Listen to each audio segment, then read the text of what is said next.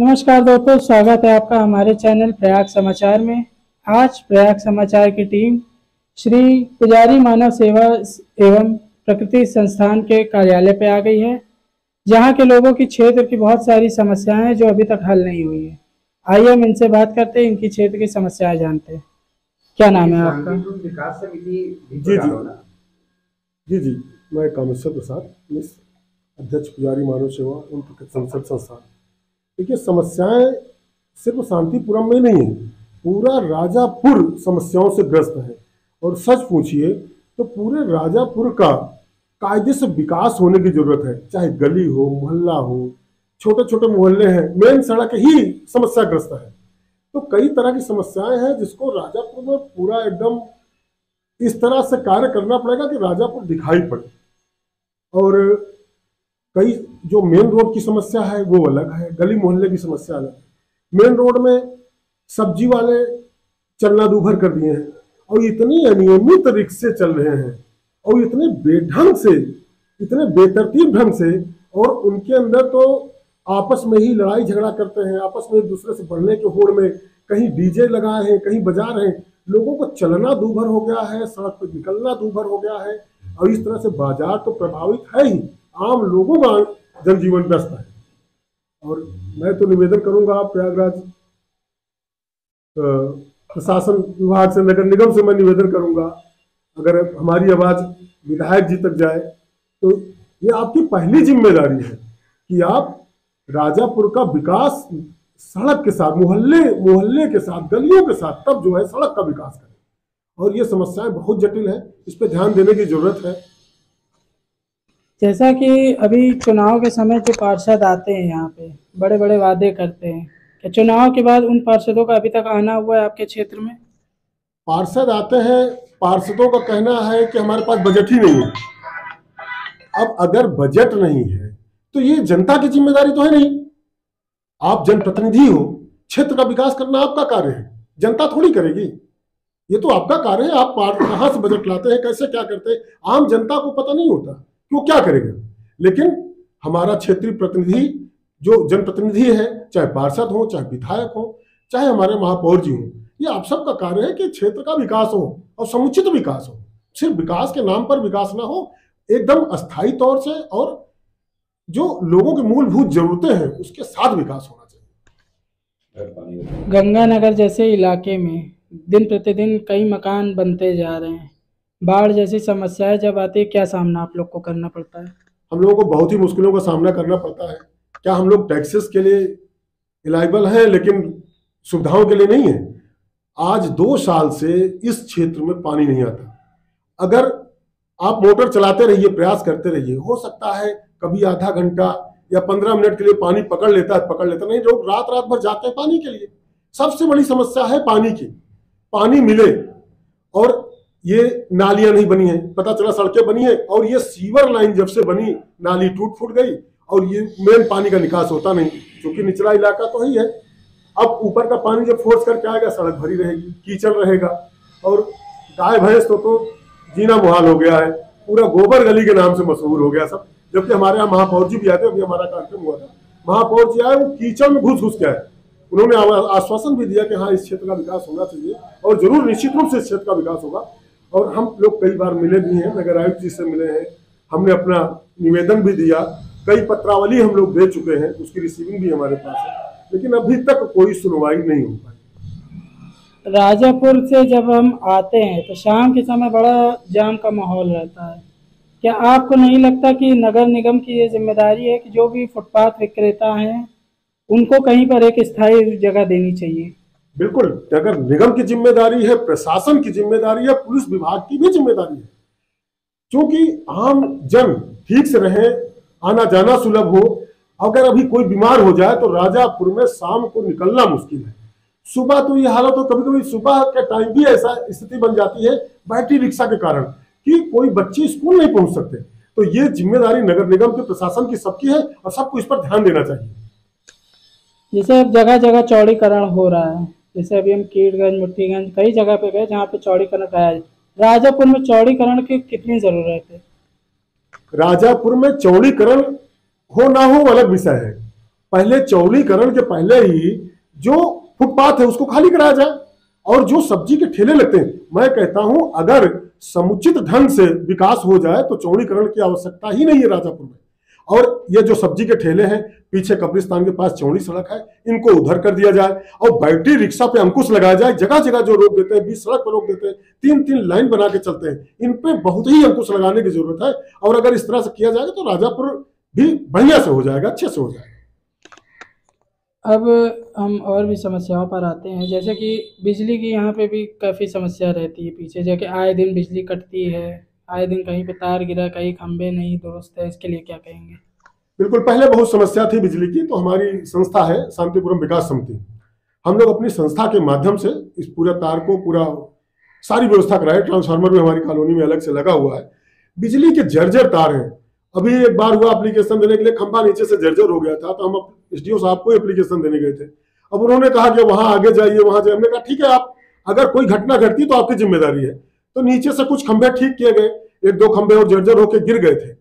अब जब खंभा गिरने का इंतजार क्यों, बिजली विभाग को चाहिए, अगर हम लोग कोई कंप्लेन देते हैं, शिकायत देते हैं, और घटना घटने से पहले उसका निदान हो जाए, तो ये घटना ही ना घटे। अभी बहुत सारे आप देखिए, इधर आप कैमरा दिखाइएगा, देखिए 11,000 वोल्ट की लाइनें, आप बाहर की तरफ दिखाइए।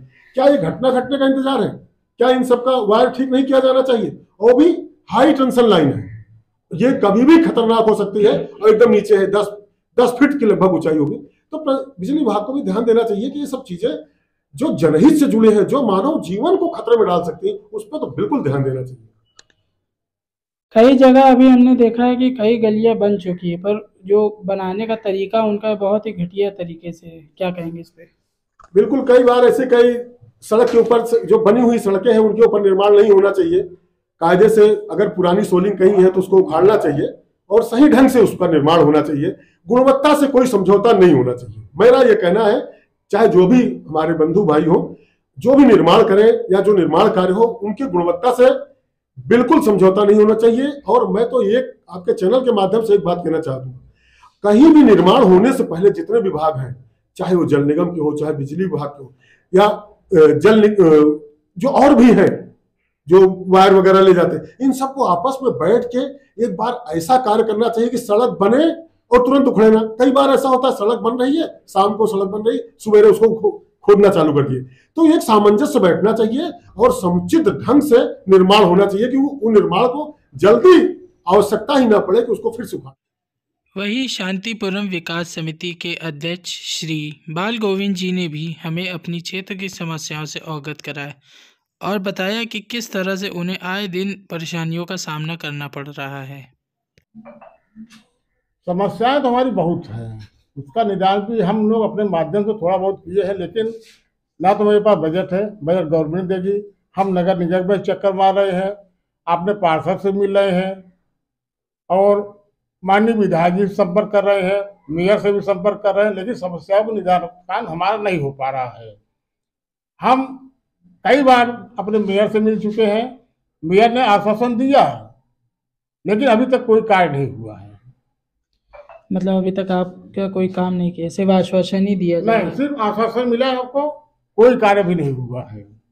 अभी यहाँ की अब थोड़ा बारिश हो जाए, अगर यहाँ सब किसी तरह कीचड़ से निकल भी जाते हैं तो हनुमान मंदिर के नीचे, जिसको अभी हमारे सचिव जी ने कहा गोबर वाली गली के नाम से जानते हैं लोग, उस इतना गोबर इतना कीचड़ रहता, वहां 2 पहिया जाना तो संभव ही नहीं। हम तो भाई बच्चे छोड़ जाते, पैदल लेके जाते हैं, कई लोग गिर भी जाते, वहां कई लोग फिसल गिर जाते। किसी तरह से हम हनुमान मंदिर पहुंच गए।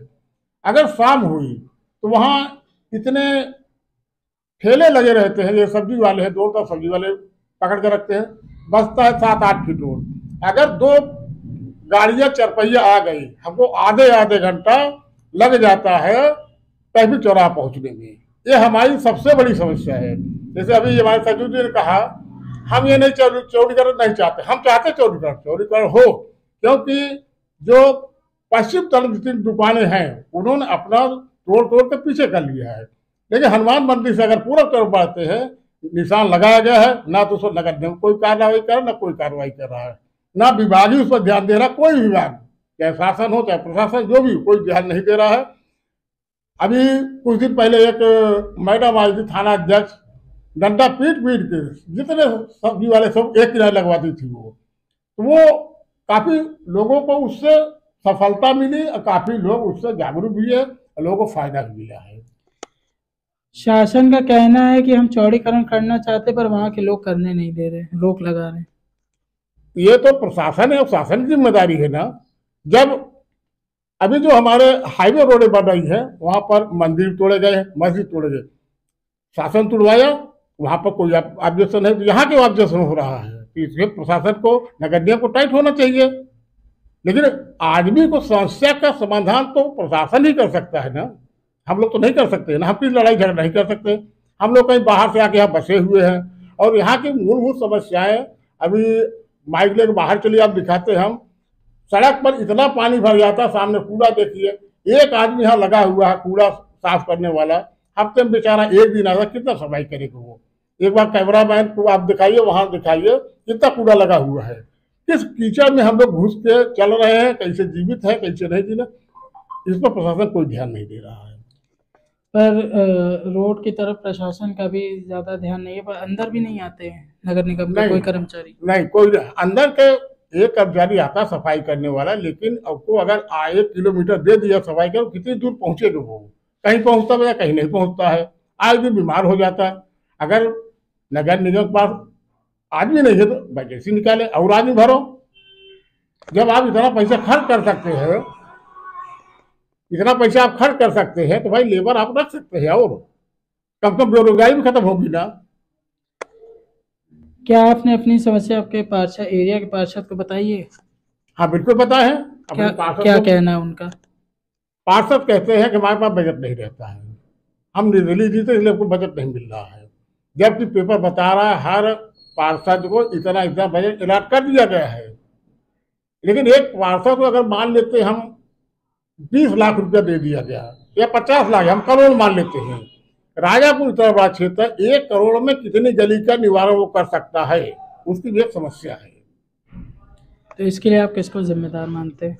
हम प्रशासन जिम्मेदार मानते हैं, विधायक को जिम्मेदार मानते हैं। विधायक भी अगर चाहे तो इतना पैसा उनके पास विधायक निधि आता है, या हमारे एमपी महोदय उनके पास तब आता है पैसा कि अगर वो चाहे एक एक वार्ड को अगर सोचे कि एक एक रोड को, एक वार्ड के एक रोड का एक बार में सही करे तो 5 साल में कम से कम 5 रोडें कचहरी क्षेत्रों की तैयार हो जाएंगी।